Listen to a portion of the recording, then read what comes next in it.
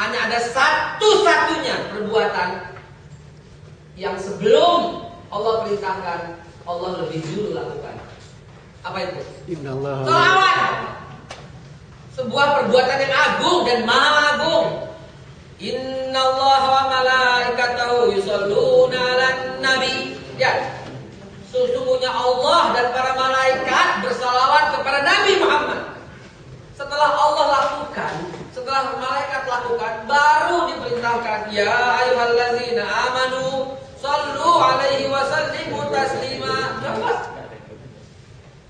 Mana ada perbuatan yang Allah lakukan lebih dulu baru diperintahkan kepada makhluknya, kecuali salawat. Jadi jangan anggap enteng itu yang namanya menyebut Nabi dengan namanya doang. Jangan anggap enteng itu salawat, mendengar nama Nabi tidak bergetar hatinya. Itu sebabnya hadis Rasulullah yang sangat populer bersabda, "Raghima anfu rajulin dzukirtu indahu lam yusalli alayya." Akan rendah, akan hina, akan kecewa orang yang mendengar namaku disebut tapi tidak disambut dengan sholawat. Bukan untuk kepentingan Nabi. Nabi sudah mulia. Wa rafa'na laka dzikrak, fi'il madhi itu, simple past tense itu. Aku telah mengangkat engkau ya Nabi dengan setinggi-tingginya sebutan. Itu sudah terjadi, simple past tense. Itu fi'il madhi. Jadi enggak pakai dimuliakan, Nabi sudah mulia. Lihat tuh di YouTube, lihat di Google. Nama orang sedunia yang paling banyak disandang yang sama Muhammad. Ini bukan sebut nama Nabi ya, tapi sebut YouTube, Google. Sedunia itu dari 6 miliar penduduk dunia, lebih dari 1 miliar namanya sama. Coba di Indonesia, nama laki-lakinya depannya semua sama. Di Iran, di Irak, Saudi Arabia, Libya, Syria, Afghanistan, depannya sama, semua orang laki namanya.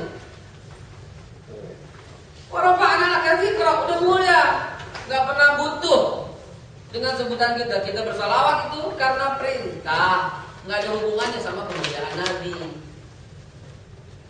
Jadi paham Bapak Ibu sekalian ya? Mulai sekarang kita kalau mendengar nama Nabi disebut, getarkan hati kita dengan mengucap Allahumma shalli ala sayyidina Muhammad. Habis sholat baca itu nggak sah sembahyang kita kalau nggak pakai sholawat. Bener nggak? Bener nggak? Bener. Di mana tuh kalimatnya? Tahiyat. Tahiyat. At-tahiyatul barakatuh shalawatu wassalamu alaikum nabi wa rahmatullahi wa barakatuh. Assalamualaikum warahmatullahi wabarakatuh.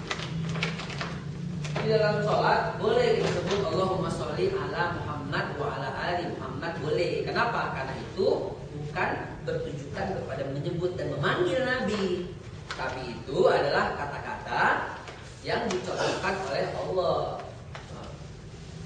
Boleh, karena Allah sendiri memanggil Nabi dengan sebutan ya ayuhan Nabi kalau manggil langsung. Tapi kalau mencontohkan Allah sebut ada kata-kata Muhammad ada 4 dalam Al-Quran, dan semuanya bukan menyebut Nabi. Pertama, ketika Rasulullah SAW wafat, ya, wafat itu sahabat mengingat sebuah ayat yang berfirman, wa ma Muhammadun illa rasul, qad khalat min qablihi rusul, dan seterusnya. Dan di dalam Muhammad itu, nah itu Allah sebut. Jadi Allah itu berfirman kepada para sahabat.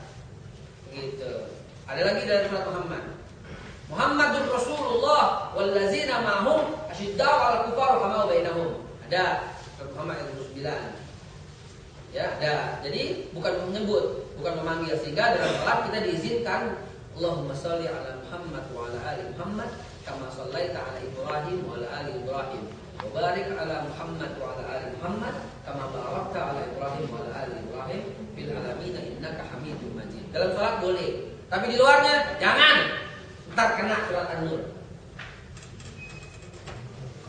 Wa innaka la'ala khuluqin adzim, katanya Allah. Wa innaka, dan sesungguhnya engkau la'ala, niscaya atas khuluqin adzim. Adzim itu asma Allah, ya. Allah Al-Azim. Tapi kok Allah rela mencopot asmanya dan meletakkan kepada Nabi sallallahu alaihi wasallam. Wa innaka la'ala khuluqin adzim. Bahwa sesungguhnya engkau ya Nabi la'ala niscaya atas taukid untuk menguatkan. Berada pada akhlak yang azim, yang mulia. Ya kan? Laqad kana lakum fi Rasulillah uswatun hasanah. Sungguh telah ada pada Rasulullah suri teladan yang terbaik. Coba